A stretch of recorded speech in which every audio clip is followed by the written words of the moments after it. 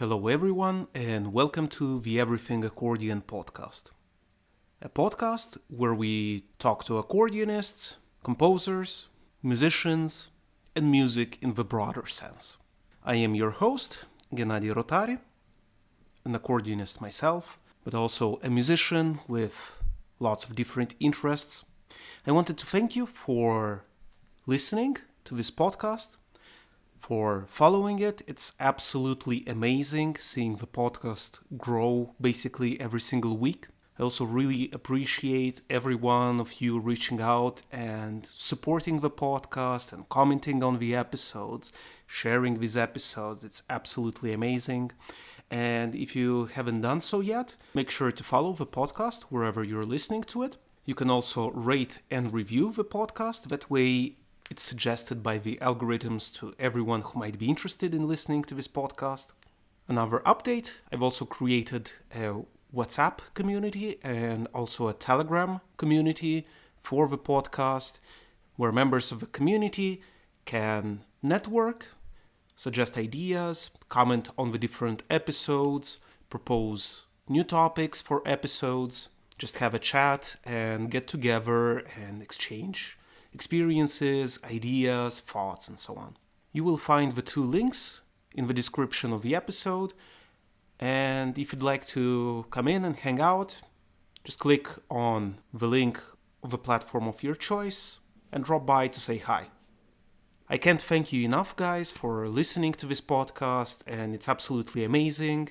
And I'm very motivated by seeing all of this interest around the podcast, something that started kind of like a game, but then it just grew into something absolutely marvelous. If you'd like to have a chat with me, there's also the chance of booking a free virtual coffee with me. Just head on to my website. There's also the link in the description of this episode. Book a time slot and let's have a chat.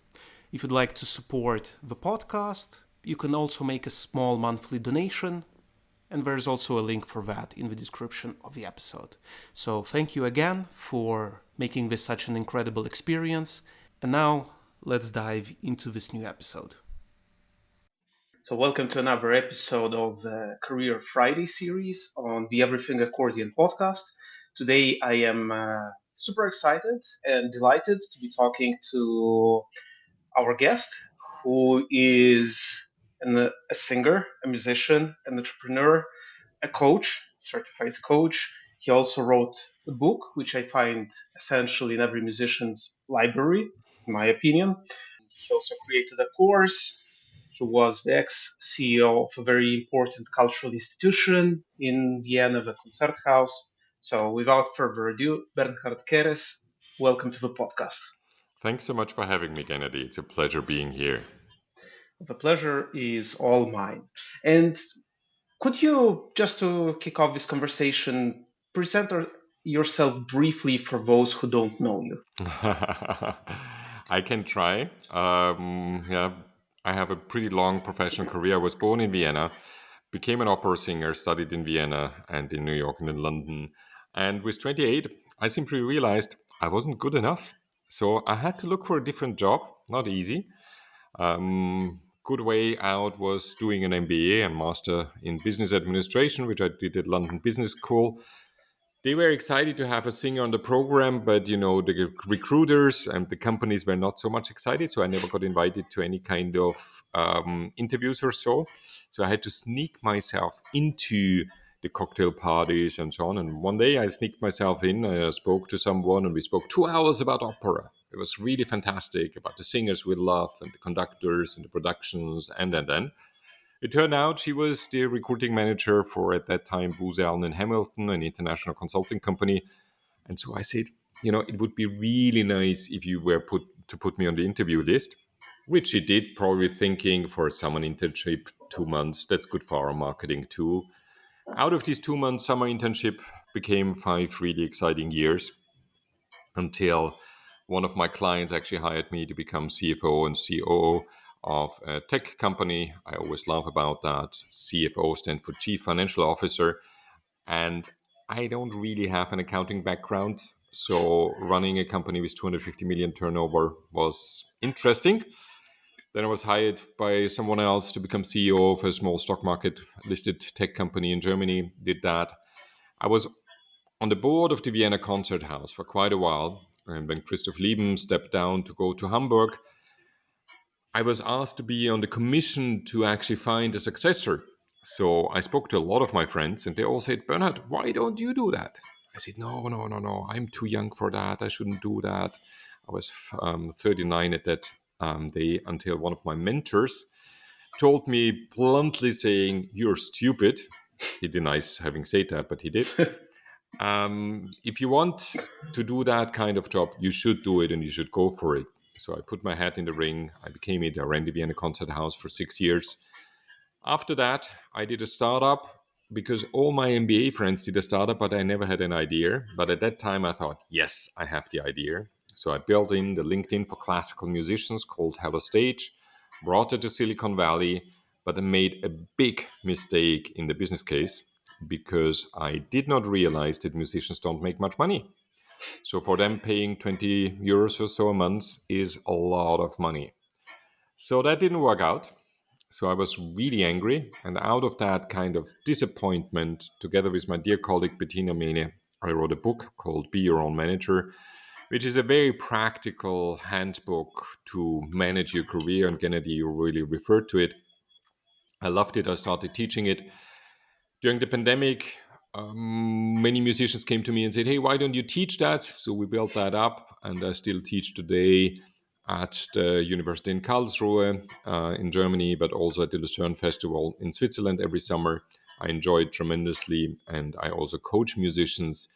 But my main business today is actually coaching executives and entrepreneurs. But I try to do always a bit of music because it's so exciting. And I love bringing musicians and managers and executives together because that creates a very special and unique atmosphere. So that was probably a bit longer than you had estimated, but that's a bit about me. No, that's perfect. And there's really a lot to unpack there because it takes a bit of courage, I think, to actually say, you know what, I'll probably never have the career I really want to.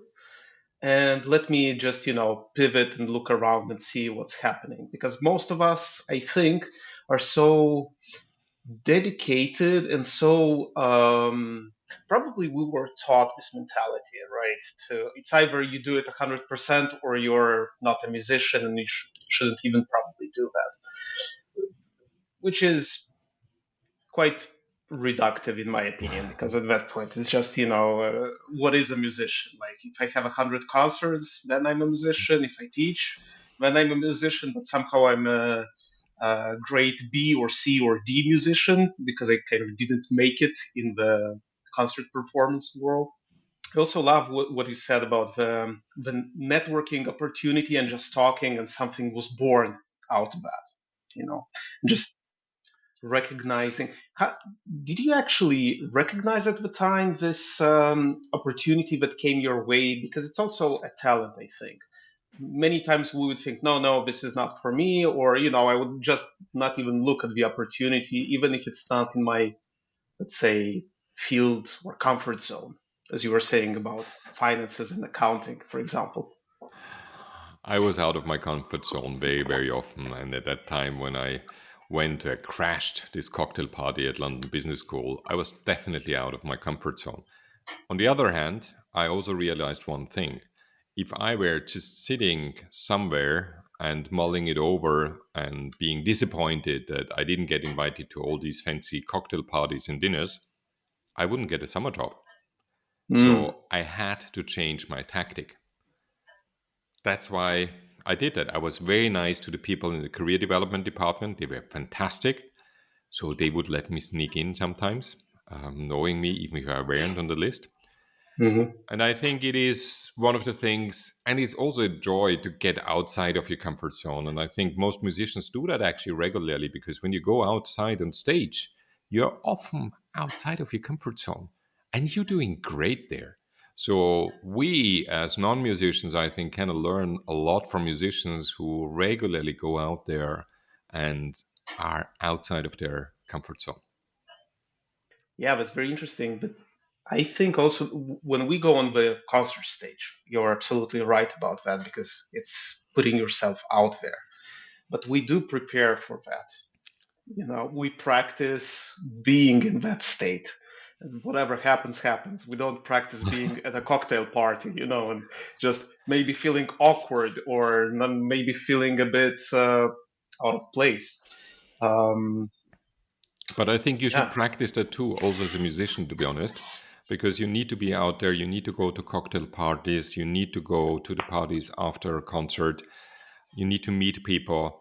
And I know, yeah, many musicians I know are actually introverts. So going into a room full of people who are nicely dressed and who seem to be terribly important and posh and kind of say, shit, what I'm doing there, it is very much outside of your comfort zone, but you train it and you should do it. And what I do is, at least if I can, and this example from London Business School, I definitely did it all the time, was I did my research beforehand. So I researched who will be there, what can I find out about these people, what's the company they're working for, and if I can't, what I do at a cocktail party, and that was actually also there, um, I start asking questions. So the thing for anybody who is kind of uncomfortable going to a cocktail party, prepare yourself a couple of nice questions and then listen in to the other people, and then you will find some common ground. Always. There's always you find common ground with other people and then build on that common ground. absolutely. And I remember from taking your course about the elevator pitch, right? So practicing those 10, 15 seconds of saying, like, what do you do? Not started, I was born and raised in Moldova. I started there. I mean, nobody's interested in your lifelong story. Just who you are, what you do, and yeah, I would even challenge what I said at that time. And it's not so much kind of what you do, it is much more why you do it and giving it some kind of emotional context. Because you are a fantastic accordionist, yeah, but you're so much more than that. Yeah, you're a musician who brings something special to audiences, and I'm sure you have something, and perhaps we can even hear it, yeah, to say who you are besides being an accordionist. Yes, the short version, if I introduce myself, is saying, yes, I'm a coach. But the kind of what I like to say is that I have the privilege of accompanying people and teams during the stormier parts of their life or their professional life. wow. And that brings also like the why and the emotional mission, if we can Yeah. put it that way, that you have. Yeah. So From what's yours, Kennedy? um, hmm. It's very weird. Normally, I'm not being asked on a podcast questions. I'm the one asking questions. Um, yeah, I'm still looking for it. I think I found some parts of it, and I'm building upon that. So, pertaining to different areas of my life and my activity, also a funny anecdote. It always bothered me when I was at the international school that everybody knew me as the accordion guy, and we had these yearbooks in which everyone wrote like something as a memory for someone else. And in my yearbook, 98% of the times people wrote, I will miss your accordion, I will miss your music. And it bothered me because I was like, and me? Like, it made me realize and understand that people didn't, except for those two, three close people, nobody actually knew who I was or what I did or, why I did what I did. So that kind of bothered me. But now I think that in my case, I am a musician who is interested in many facets of a musician's life, including artistic, financial, living, and making your dream possible as a musician, whatever that is. So, because success is different for all of us. And I'm here to help, basically. Also, the reason of this podcast and Career Friday series, because a lot of musicians, I think, feel very alone because we're not taught that in managing their own careers. So I hope that this brings value and makes them actually realize, hey, you're not alone. We can do this together. So like, Yeah, You're let's do speaking that. about something really important there too. It is not being alone, and this, especially for musicians. Many musicians are spending a lot of time in their practice rooms, and it's one of the reasons also why I stopped actually singing, because I spend 70% of my time on my own, and I found that terribly boring. I need other people, and I will love working with other people. So, and you know from the course, but I still run groups actually of also of musicians who come together once a month or twice a month to learn from each other, but also to challenge each other and to hold each other accountable. And for all your listeners, I can only recommend find three, four friends. There's a great program out there called by John Stepper called Working Out Loud. There's a book. There's also a web page. And it's a good program for 12 weeks, or where you meet every week just for an hour to really drive things forward. And musicians don't normally do that, and I just can recommend it. Some of you did it, and it is amazing. You will push yourself forward, and kind of the emails where you think, can I really write it like that, or I need this or that, or I still need to practice. You will focus also on the business side with that, and you should. And having others kind of saying, hey, Gennady, did you actually write the email? I didn't see it. Yeah, did you get a Yeah, response? No, you should actually follow up on that, shouldn't you? So absolutely. During the course, the community that you created, I would like to talk about the Be Your Own Manager book and the course. Um, the study groups that you created, but maybe you will can talk a bit more about it. It helped me a lot actually because I had the chance to talk to my peers, like how would you do that? And every single one of them had their own perspective because they were at different stages of their lives and careers. So maybe something that was difficult for me was easy for them, and something that was easy for me was difficult for them. So we did support each other, and that's absolutely great having this accountability. At one point, I felt for myself, but that's me because I'm, as you said, introverted, but I am also very comfortable being on my own with myself. And at one point, I just felt I needed to kind of leave and try to build accountability by myself. Um, because if I had some issue or problem or some block, yes, it helps sometimes to get help and support from people. But at the same time, if I rely only on that, and it can become a comfort zone. Being there and whatever happens, I know that I have this group of friends that will support me no matter what. So yeah, I felt like I had to leave at one point and try to do things on my own. And I would recommend you to do that actually. These groups are good for a couple of weeks, and normally it's kind of 12 weeks, but then it's good to have a break in them and kind of really do it yourself. And what you just said, build up your accountability, understanding, saying, oh, that's what my colleague would have asked. And now I'm accountable for myself to really push myself and go forward. And later on, if you might return to another group and get different input, but Yeah. forming these groups and keeping them is fantastic. It is something I can only recommend. And it's kind of this, yeah, you're not always in that group. You should kind of leave it.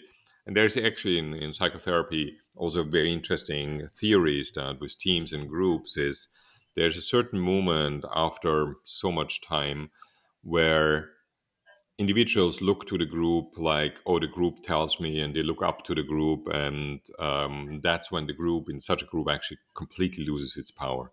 So it's really just for a finite time. Such Hmm. groups are good. Yeah. Uh, I thought that the sales course, for example, that was only like 6 weeks or 7 weeks, that was an absolute accelerator of Yeah. everything that I wanted to do because it drove forward in a limited time. I know that I have to do that, and yeah, that was really good. So, would you like to talk about your book and how you translated it into the course? Because for me, it was actually career changing taking the course, and it arrived at the perfect moment when we were all locked in our houses. But yeah, I had the chance to actually think, rethink, and build. And the question that you said, why? I think many musicians don't ask themselves that. And I remember I was quite frustrated when the first assignment was like, why are you doing what you're doing? I was like, well, because I'm a musician. That's what I do. It's like, no, why? And you said at least three more whys, and I had to dig deeper because I just had no idea. Like I did it for so long, I just felt like it's something I need to do. Yeah, the book itself came out of the kind of frustration that musicians don't make enough money, and that there's nothing, actually, no guidelines out there to help them to make money. So Bettina and I wrote the book in a way which has, you can take out one chapter, you can learn a bit about marketing yourself and understand that. You can learn a bit about social media. You can learn about writing a biography, which doesn't start in kindergarten, but which puts the things which are interesting at the top and things like that. So it's really, really, it's kind of a handbook, and it's simply written also for the people who are not English native speakers. And by the way, there's also Japanese translation out there. So it is something which is easy to digest, to go back. And I'll sometimes get photos from people who send me photos of how they have marked up the book and put, highlights and notes in there. And then. So that was really great. When I translated that into the courses, and still the things I'm teaching today, is probably, it has evolved a lot for me. And I sometimes say, oh, I should have time to kind of make a second edition.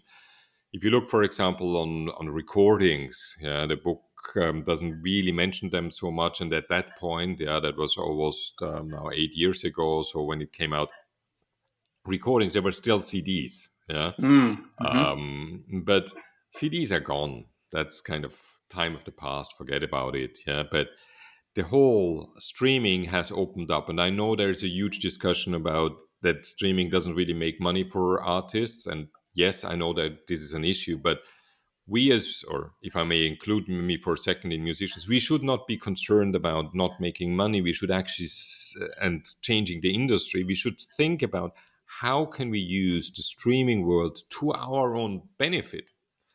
And there are a lot of ways of that. And Kennedy, you also with the podcast doing great stuff out there, because people start recognizing you and saying, oh, Kennedy, interesting podcast. He has these different things. And that will filter through audiences, but also promoters and presenters who pick up and saying, oh, interesting. So you can use the tools we have in a different way than today. One of the things I didn't write in the book, and I always want to do, but I two things actually I want to teach, and I teach sometimes. One is concert formats. When we think about concert formats, most of the musicians I talk to think about going on stage, playing, bowing, and leaving stage. That's their concert experience. Yeah? But as a professional concert goer like myself, my experience starts actually with selecting a ticket often weeks or months before the concert. And it ends actually a couple of days later when I tell people about a great concert I heard by Gennady playing something really amazing again. Yeah. And that's the experience we need to think about. And we need to kind of say, what can we do to engage people from that very moment, saying, I might go to Kennedy's concert. Yeah. What information do they see? What do they get? Is there a little video perhaps of inviting us to the concert? It's a bit about the program, not only to read, but actually perhaps also a couple of notes or so, a couple of, not a music historic introduction, but an introduction which is 3 minutes. It is meaningful to me, and all the way through to the whole experience. And thinking so broadly is so important, because it is still out there mostly very, very boring when you go to a concert. Yeah, that was a huge mindset shift for me when we talked about that, and you said in one of the lectures of a course that the concert experience starts much before and it ends much after. Because I think in the entrepreneurship world, they're doing very good, is they're putting themselves in the shoes of their clients. Maybe for us musicians, it's a bit weird to be talking about clients, but our audiences are our clients because they actually buy the tickets for let's call it the product, what we bring on stage, that's the product. But the decision of actually going there, first I need to see who you are, then I need to look you up, then I need to decide whether I want to go, which row I want to sit in, and so on and so on. It's a lot of effort and a lot of planning just to go into the concert. And it, as you said, it doesn't start with me going on stage and playing and then going off the stage, because that's just a part of it. So yeah, absolutely. That's one part which is yeah, changed my mindset. And also something that as you were saying about streaming, I was always uncomfortable putting my music out into the world. Somehow when it comes to recording, I'm just, I don't know, something happens. I'm trying too hard, I don't know. But I remember taking the course with the late Heike Hmm. Matisen, who taught the course on streaming platforms and putting your music out there. And something I will always remember that she said in the first lecture: you don't have to be perfect, you just need to be good enough to be there. And then you do your own research, find out the ways to put your music out there. And in a way, it's like social media, actually, because it's like after your course, I started seeing social media like uh, kind of window shopping. I'm putting out into the windows of my shop what I'm doing. Not necessarily that this will bring concerts.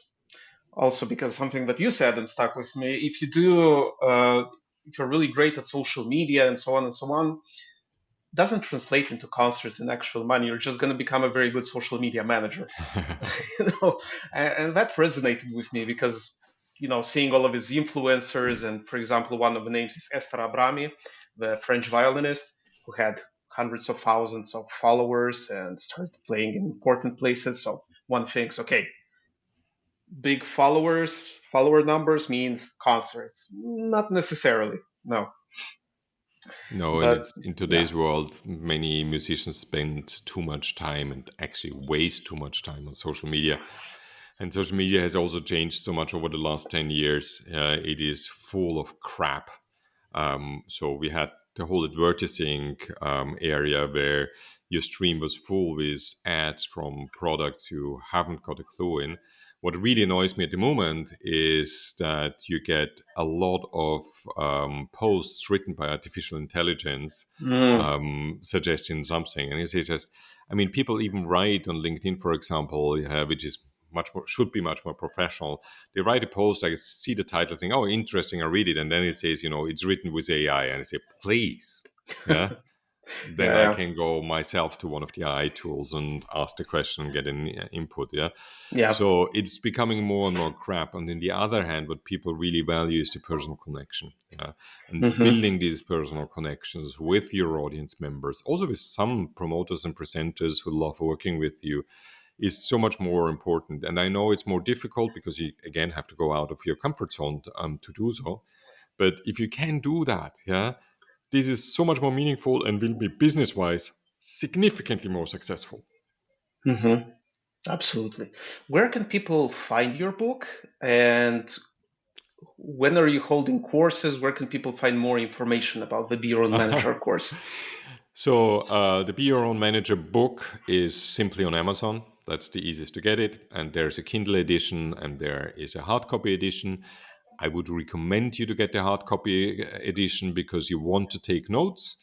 And also the Japanese version is actually in Japan on Amazon, but also there at Arts Publishing. Arts Publishing as the publisher, and in selected bookshops.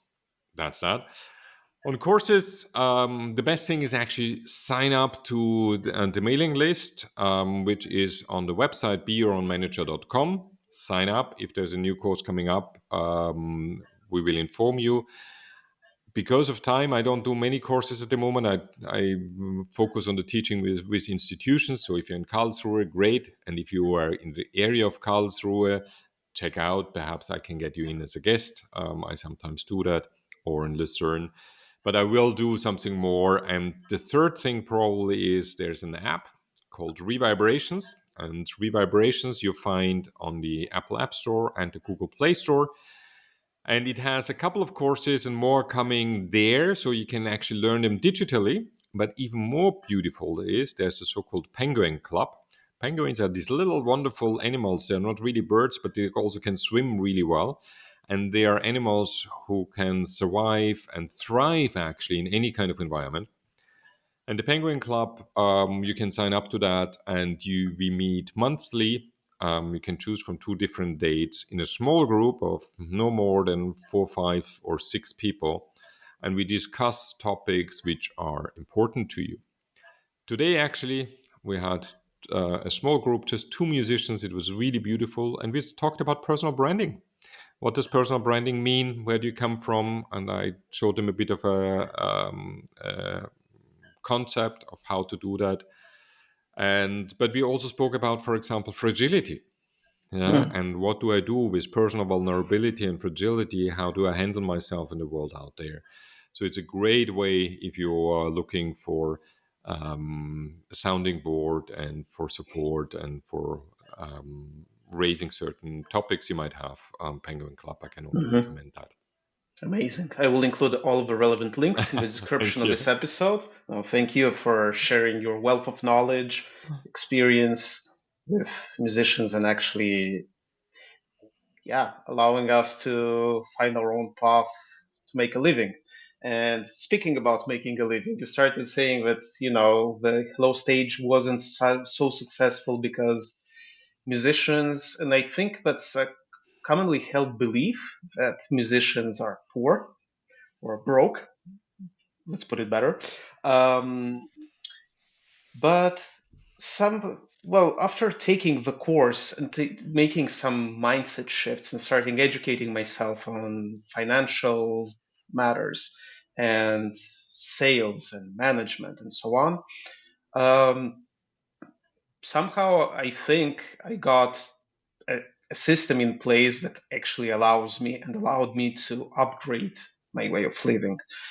And how do you see today musicians? Like, are they more wealthy, or is it still a commonly held belief that musicians are broke?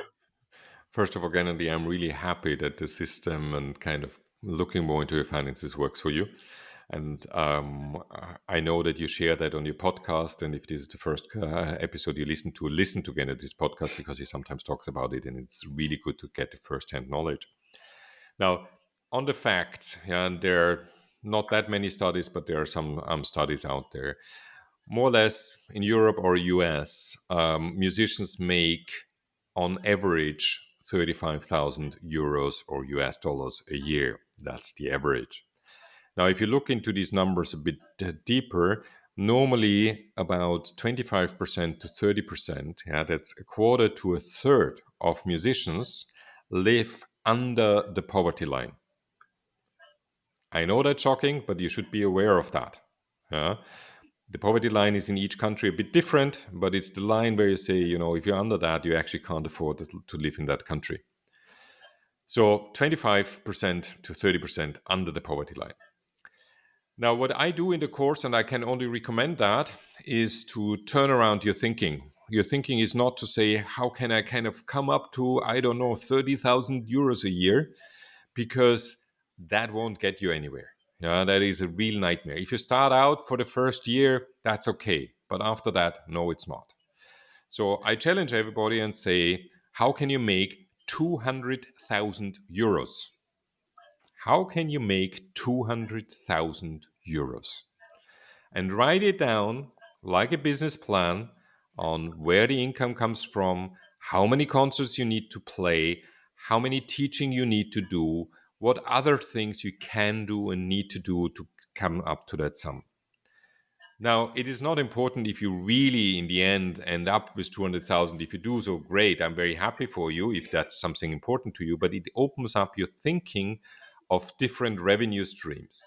It is a big difference if you play in your local church because you will get very little money for that. But it might be really important for you and for your community, and you should do it. Great. But in your little town, there might be a bank, and the banker does a 50th birthday party and asks you, saying, "Hey, Gennady, I heard you at the church. It would be great if you could play at my birthday." And you will ask them for 150 euros because that's what you got in the church. And there you go wrong. Yeah. You should ask for at least as much money as people pay for catering. And that's often a lot of money, I can tell you. Yeah. And if they argue with you saying, hey, if you can pay that for food, you can also pay that for food of soul. So don't be afraid to ask for good money. And just today, actually, I had again an example of a musician who went out there with a much higher number as a fee she wanted to have than was offered. She had an offer which was kind of already, I don't know, it was okay, but it was not what she wanted to have. And she wanted to have something like 30 or 50% more. So she Hmm. went out and asked for it. And you know what? She got it. Many musicians are the first ones when I say, and I'm guilty of that as well, to be honest. Yeah, I ran the Wiener Hmm. Konzerthaus for 6 years. So when I say, oh, financially it's really tough at the moment. Yeah, we can't really do that. Could we do it at a lower fee? Most musicians will say, yes, sure. Do not do that. Have a clear way of what is your minimum fee, calculate what's a good fee for you, stick with it. And actually, in the book, there's I think, hopefully quite a good way of how to negotiate your fee. And I can only also encourage you to do that with colleagues training it. Yeah. Ring Yes. each other up and say, hey, Gennady, I want to engage you for an hour's birthday party. How much do you charge? And he should come up, and don't put him on the spot right now, but he should come up in that minute saying, yes, Bernhard, for 5,000 euros, you'll have me. Train these things. It is essential in doing that because then you will be so much more comfortable to do that in front of a promoter or presenter or someone else. Yeah. Yeah. So, and then you get out of Hmm. that, Yeah. poverty line. Absolutely. There's a podcast I'm listening to, and the host of the podcast, the Mindset Mentor podcast, Hmm. he sometimes brings this example up with one of his clients. He said, "Okay, can you come up with $1 million this year?" He's like, "No, I absolutely cannot do that." It's like, "Okay, now let's imagine that I hold every single one of your dear people to you. All of your relatives, your spouse, your kids." And I say you'll never see them again in 1 month if you don't come up with the money. Can you now think of ways? Oh yes, absolutely. you know, so it's actually challenging yourself to the situation in which your incentive is so big and so important that you don't have an excuse of saying, yeah, no, I don't know, maybe, or that. And as you are saying, making this plan and putting a almost, for many of us, many might think ridiculous goal of 200,000 or 1 million, but why not? And at that point, it's not only about having a plan, because at that point something concrete is starting to happen, but then from all the sides you will start seeing opportunities. Maybe play there, maybe do a concert here, maybe do this, maybe teach there. And what I find, it's almost coincidence, but I don't think it is coincidence. Like sometimes I would just think or work on something, and then a random call would come up, and from someone for whom I played like 2 years ago, 3 years ago, and they would ask me, "Hey, would you be free this year for this festival?" and so on. Uh, I myself don't believe in coincidences, but somehow these things, just happen. And as many might think it's luck, but maybe it's not even luck. It's just you're doing stuff, going forward on your road, and then just you notice things and you attract these things. So yeah, absolutely. And something that changed my mindset in our course, in your course, was when you said you don't have to beg for opportunities of playing. It's about fair exchange because they are looking for quality and you are offering that quality. And that made me so confident saying no when it came to, oh no, we have only 200 euros or 400 euros. Say, well, unless we negotiate you throwing in, maybe let's say that you invite me for next year for a different amount of money. Or let's say that you offer me a stay in, I don't know, in a 5-star hotel with a spa.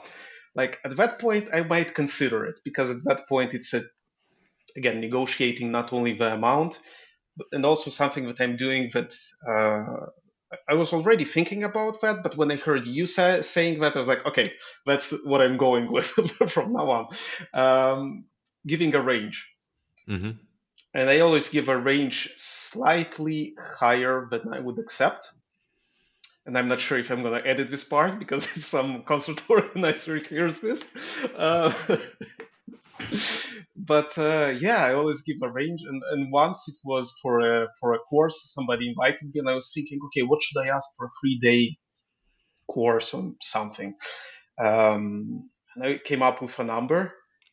And thank God I didn't open my mouth, because what they said was like 70% more than I wanted to ask. So I was like, and they almost felt sorry. They're like, "Yeah, we can offer you 2,000. Would you be okay with it?" I was like, "Yep, yeah, that's more or less what I asked for. Yeah, that's fine." I mean, there are two important things you're saying there. And the first one is, and I can only reiterate that, never be a beggar. And in psychology, there's a wonderful concept called transactional analysis by a Canadian psychologist called Eric Berne. And he makes clear that how we transact with other people, and it would be too long and complicated to go into detail here now. But very often we put ourselves into a minor position and look up to someone, hoping that they will help and support us. Now, negotiating your concert is not looking up to someone. You have something to offer. That is, in Eric Berne's terms, an adult to adult or eye to eye way of negotiating. You have something the others want, they have something you want. So it's an exchange on the same level. And it starts with yourself. You need to get into that level. You need to get into that mindset to be there and say, yes, I have something to offer. Would be great to do that. And if the money isn't what you expect or what you deserve, yeah, walk away. Definitely. Yeah. And the other thing is about you should always go prepared into a negotiation. So you should make an estimation about how much they actually can pay you. And there's also in the book a back of the envelope calculation where you say, it's a small venue like a church in a small town which has 100 seats, and they don't even sell tickets. It's kind of people drop money. So depending on where you live in Switzerland, it's probably, I don't know, 15 euros or so per concert goer. Yeah, if you go to other countries, it might be just 3 euros, but you can calculate that and say, okay, I can make not more than, I don't know, 500 euros that evening, is the income. And I can then derive, okay, the promoter probably wants to have something and I get something, versus if you have the birthday party of a bank director, they have lots of money, so you can ask for significantly more money. So go in prepared. And like Kennedy said, I hate negotiating, which is really funny. I speak a lot about negotiating. I hate it. So I started offering a range, saying if somebody engages me for a keynote, I say, and it's kind of 5 to 6, or 5 to 7. And it's always interesting to see because there's some cultural differences. The Swiss people go kind of just below the top amount and say, sorry, we can't really pay you the top amount. The Austrians will go, and I'm sorry for stereotyping now, the Austrians will go kind of 10% below the minimum and say, Bernhard, we are friends, aren't we? And you need to stick to that. You need to stick to your Yeah, minimum and say, sorry, yeah, lovely friends, but pay me what I'm owed. Yeah. yeah. No, it's not being stereotypical. It's true. Each country kind of works their own way. I remember in Italy, for example, it's quite not from serious institutions, but from associations. It's quite a common practice to shame you almost for asking that amount of money, because it would be, oh, but we have these musicians, and they would throw some big names saying that they're coming for free. And I'm like, okay, they're coming for free. What do I have to do with that? And when in Italy, for example, there are ways to find out if they got some money, some funds from the regions and from the cities, because it's open information, it's public. And once this association told me, oh, we don't have any money. when I went to the website of the region, I saw that they got 50,000 euros for organizing, like, I don't know, 10 concerts per year. Well, I asked for like 1,000. It's not, I didn't ask for 5,000. Um, yeah, but anyway, for example, in Switzerland, something that, since I'm working nearby and I'm also teaching in Switzerland now, I noticed that they're very almost proud, I might say. This are just my observations of this collector. So basically, you would have like a box or whatever at the entrance. The entrance is free, but Swiss people would feel very proud in supporting you by giving something, and it can actually be. I raised at one concert like that. I raised something like 600 Swiss francs Cool. with only 30 people in the Hmm. hall. So, I felt very proud of myself. At the same time, it's always a gamble because you never know. Will you have those people there? Will they like that? It's not something that you can be very sure of. But yeah, that's on the money side. I also wanted to talk to you about music and AI because you mentioned AI, and now it's a hot topic from last year. Um, I myself played a bit around with AI, and I always make sure that whatever AI comes up with, I filter it through my own words and through my own vision. Otherwise, I can just be pumping generic content each day and write blog posts every day, but it's not me, you know, coming about personal branding and personal voice. So, what are your thoughts about that? And do you have any predictions? Because I remember you were saying that you also worked with systems Hmm. to kind of see, and I remember your very interesting talk about how COVID at the time would affect the concert scene in the upcoming years. So, what are your thoughts on AI and music? So, funny enough, I run a podcast together with a colleague of mine, Dietmar, which is in German, where we speak a lot about AI. Dietmar runs a digital agency in the south of Austria. Now, AI offers a lot of benefits. And the benefits are, for example, that I'm really sorry for the accountants out there and the lawyers out there. AI will do a better job than them very, very quickly. AI works greatly if it's a logical system, which is a closed system. So, like the legal system of a country, the tech system of a country, brilliant. They know all the tax regulations better than any person can know. So that's really, really good there. And I'm really looking forward to that. You know, my taxes are done automatically. Brilliant. Yeah. Now, in music, and I spoke to a couple of music AI startups as well. We all know the music which is played in aeroplanes, in elevators, in shopping malls, and so on. It is disgusting. Yeah, it is really bad. And if you think about music, we think it's all written in the music. But like Leonard Bernstein told the Vienna Philharmonic when he did Mahler with them, ages ago, decades ago, he came to the orchestra conducting one of the Mahler symphonies where there's a waltz in there. Yeah, the Viennese waltz is written on 1, 2, 3. But the Viennese waltz is not played 1, 2, 3. It is 1, 2, and perhaps 3. Yeah, and Bernstein actually taught that back to the Vienna Philharmonic, and he said, it's really funny that it takes an American Jew to teach the Vienna Philharmonic how to dance waltz, but that's okay. And these are the kind of the fine things in music, which makes music really exciting, and special. And why I'm such a big fan of live music is that I could listen to certain pieces again and again and again because they will be always different. They will I will recognize them and saying, "Oh, that's Beethoven Fifth Symphony," or that's I don't know, Saint Matthew Passion or so. But there's a different interpretation. There's something in there which is always different and exciting. It's this recreation of amazing artists. So I'm not afraid of that at all. I think that music will be more important than ever because of AI, because music helps us to build human connections and emotional connections. And with all the AI and digital things going on there, which is great, it's helpful, it's good, it offers a lot of benefits. We need to counterbalance that with human connections. And music is one of the best human connection we could have. Absolutely. You've put it perfectly. No, I was thinking about this because everybody's worried, about their work being taken away, quote unquote, by AI.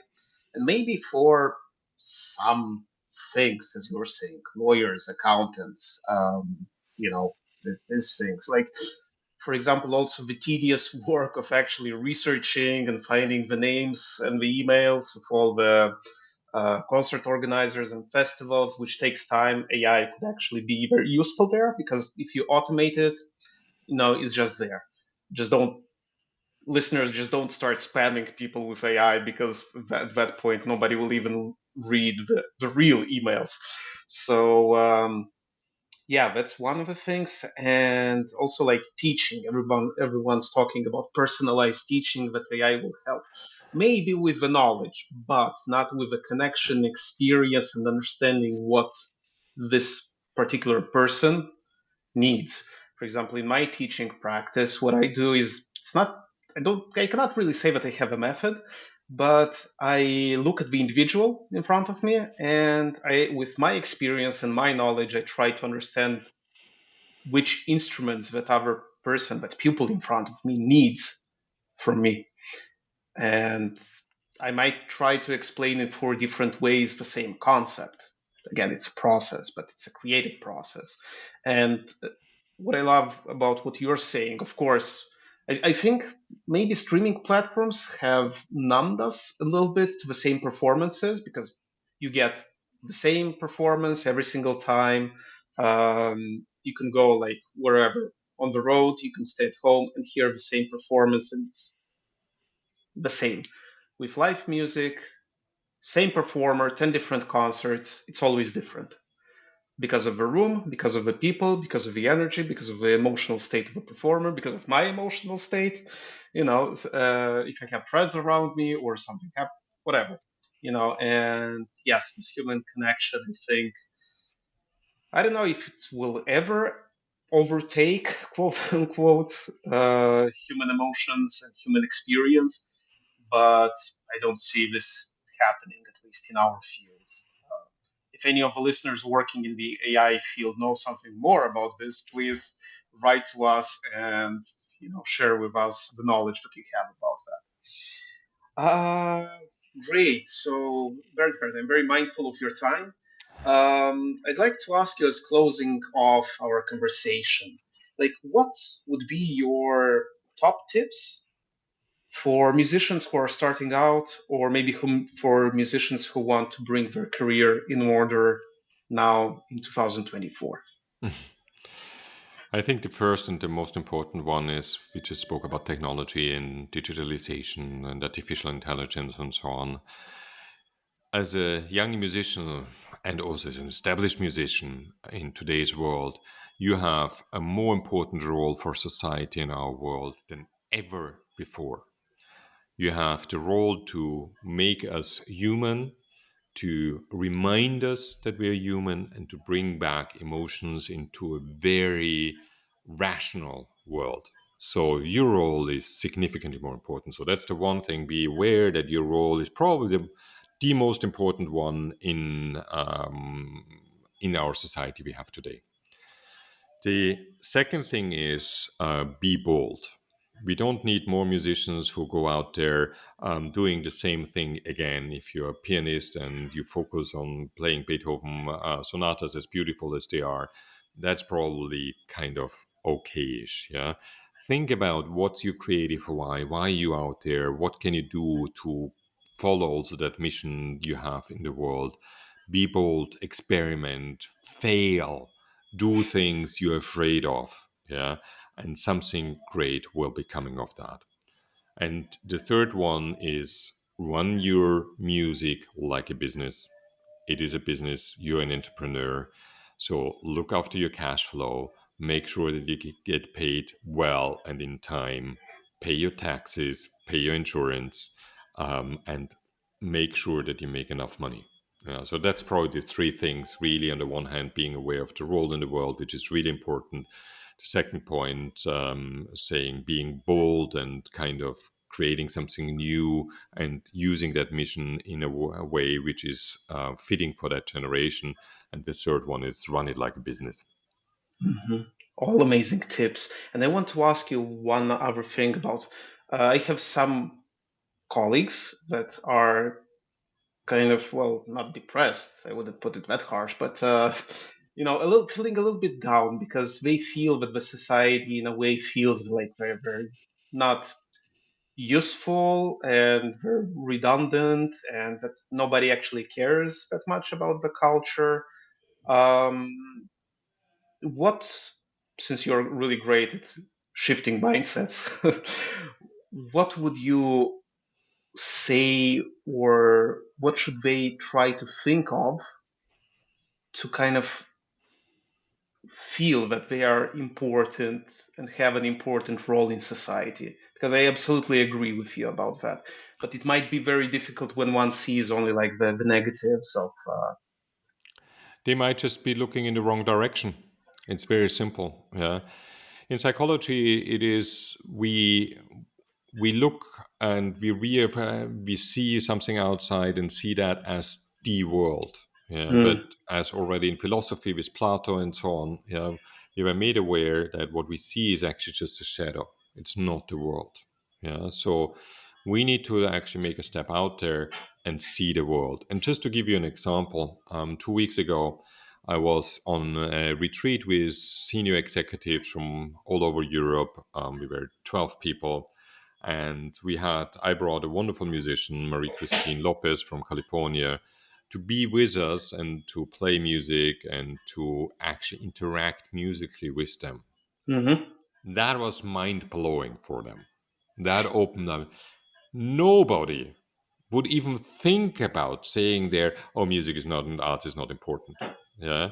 Even if they didn't like music or classical music beforehand, for them at that moment, it was the thing. And they go out as somebody who's really, really fascinated by music and understand how more important music is. So if you're depressed at the moment, turn your head, look at the people who love music and who understand the importance of music and align with them. Forget the others. And on this note, Bernhard, thanks a lot for this very inspiring and very interesting conversation. I'm looking forward to seeing what comes up next. I will also download the Reverberations app. It will be a really cool experience to dive back into that world where I really felt at home. And thanks a lot for everything that you're doing, and I hope to meet you in Vienna in person soon. We should have a coffee soon. Yeah. And thanks, Absolutely. Kennedy, for inviting me. And thanks for doing this great podcast, which I often listen to with great joy. Also, when you Thanks. introduce other accordionists, it's always fascinating to hear their stories. Thank you. Thank you very much. Thank you.